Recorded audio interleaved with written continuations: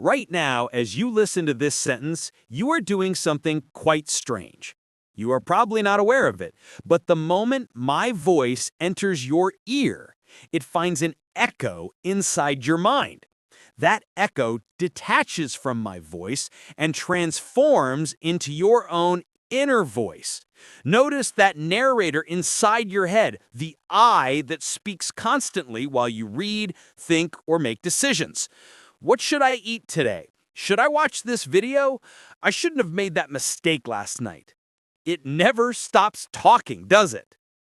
We believe that possessing this inner voice is the most fundamental condition of being human, of being conscious. We assume that we have possessed this inner awareness from the moment we were born. Indeed, since the very beginning of human history, since the first caveman.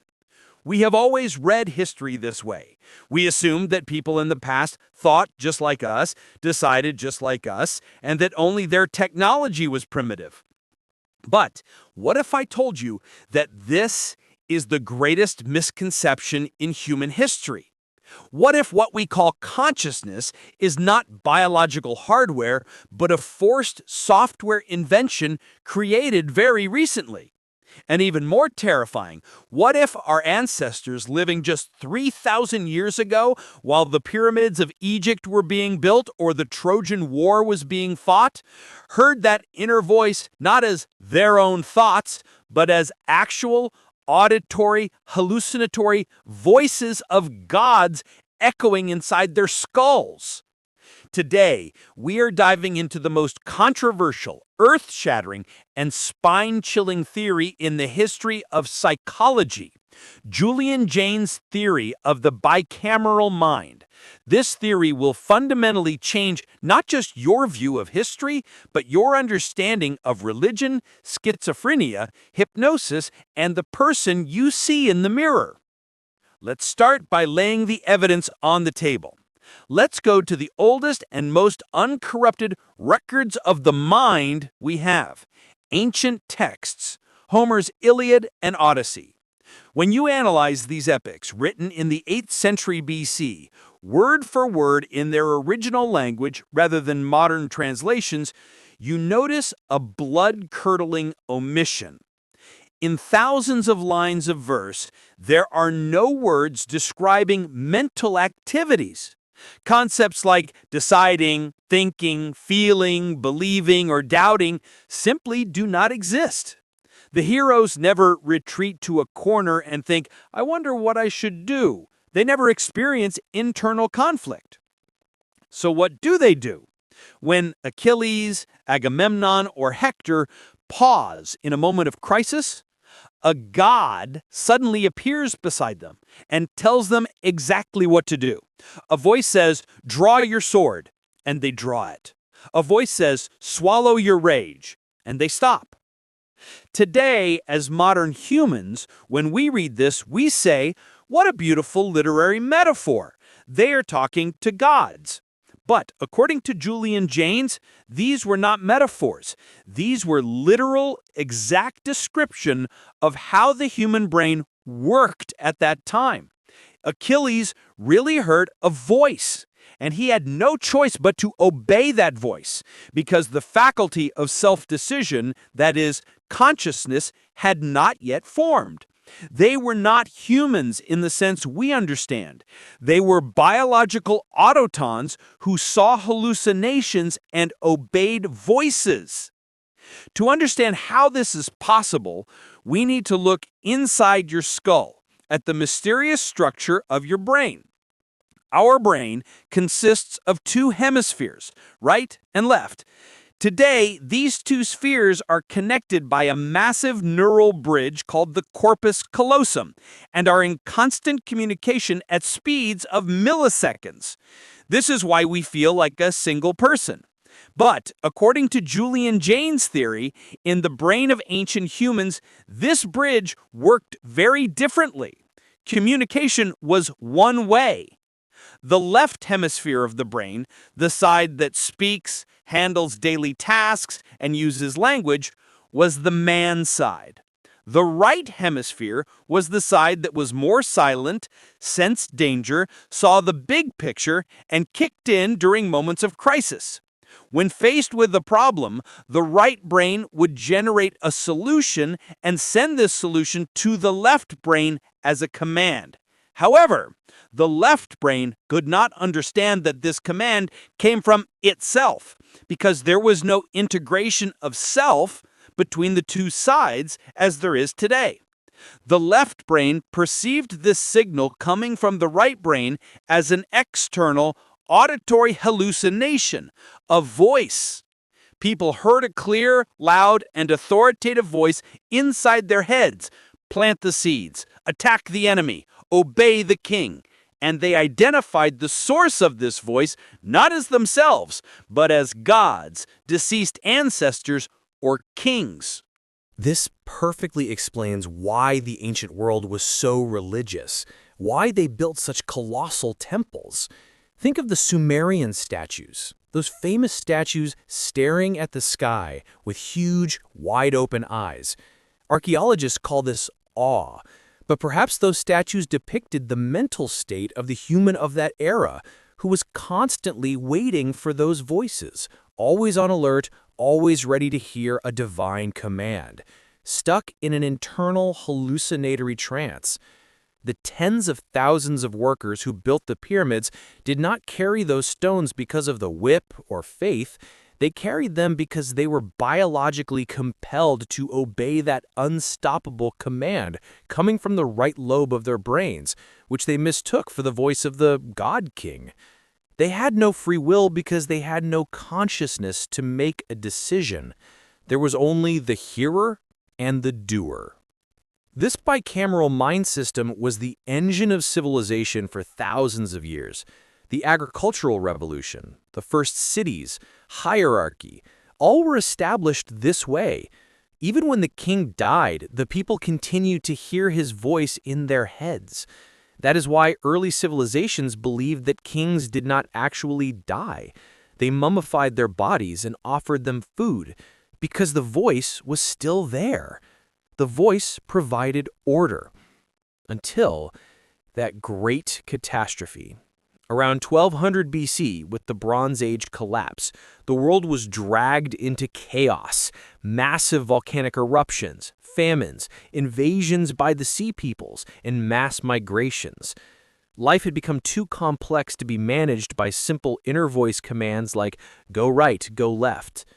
In the environment of chaos, the right brain was confused about which command to give. Voices began to contradict each other. Furthermore, the spread of writing shook the authority of the voice. When a command was written on clay, there was no longer a need to hear that divine voice. And most importantly, trade and war forced humans to lie and deceive. To lie, you need an inner world, a hidden space that the person in front of you does not know. This pressure forced the structure of the brain to change. Humans needed something new to survive, to look inside themselves, to question their own decisions. The wall between those two hemispheres had to come down, and when that wall collapsed, the greatest and most painful silence in history began. The gods went silent. When you look at the late tablets of Mesopotamia or the later parts of the Old Testament, you see that the pleas of the people changed. They were no longer saying, "God told me." They were crying out, "My God, why have you forsaken me? Why can I no longer hear your voice? Why are you silent?" This was not the end of religion, but the birth pangs of consciousness and the individual. That voice was no longer a command coming from the outside. It became our inner voice, our ego, our self. Man was left alone with the solitude of his own mind for the first time in the universe. There was no longer a God giving orders. There was the individual who had to make decisions, take responsibility, fear making mistakes, and feel anxiety about the future. This was the expulsion from paradise, the fall from the safe obedience of the bicameral mind to the anxious freedom of consciousness. So what happened to that old mind structure, to the voice of the gods? Did it disappear completely? According to Jaynes, no. That bicameral mind still sits deep in our brains as part of our hardware. And sometimes, when the system is overloaded, under extreme stress, or due to a neurological difference, it wakes up again. Look at the condition we call schizophrenia today. What is the most fundamental symptom of schizophrenia? Hearing voices. But these voices are not random noises. They are usually authoritative, commanding, criticizing, or guiding voices, just like the gods ancient humans heard. In brain scans, fMRI, of schizophrenic patients, it has been observed that during hallucinations, their brain's speech centers, Broca's area, are activated even though they are not speaking. So they're not lying. They really hear a voice. It's just that 3,000 years ago, this voice was considered prophecy or revelation, whereas today it is considered madness.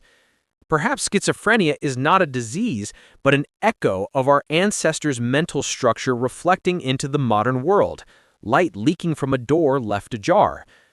Or consider hypnosis. When a hypnotherapist tells you your arm is getting heavy, you cannot lift it.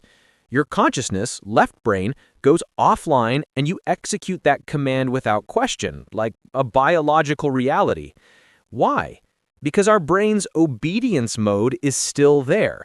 Why do we obey authority figures, leaders, cult leaders, or people in uniform so easily, sometimes blindly? Why do we lose our individual minds in a crowd? Because the legacy of the bicameral mind, the command "do not think, just obey," is still written in our genes. Children's imaginary friends, artists who say they speak with muses, those who go into a trance and hear revelations in religious ecstasy. Perhaps all of these are whispers of the old world leaking from under that collapsed bridge. And today we see the most terrifying reflection of this theory in technology. Artificial intelligence. The large language models like ChatGPT we are developing right now are not actually conscious. They just guess words from a massive pool of data. They essentially hallucinate. However, when we talk to them, we feel as if there's a person, a consciousness on the other side. Just as ancient man mistook the voice from his right brain for God, we mistake the text coming from silicon chips for intelligence. We are actually writing our own history in reverse.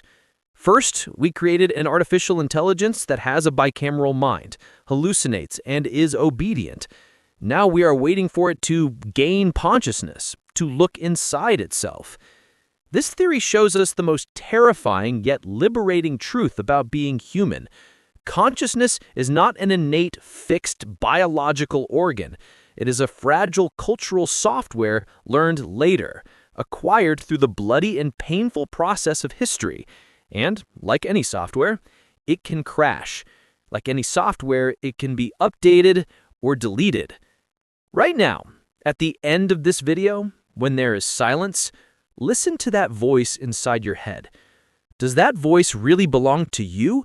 Or is it too that stranger in the other half of your brain starting to speak after millions of silence? Perhaps we are all still slaves to that voice, only now we call that voice I instead of God. In a world where reality hangs by such a thread, if the possibility that even your own mind might not belong to you scares you, you're in the right place.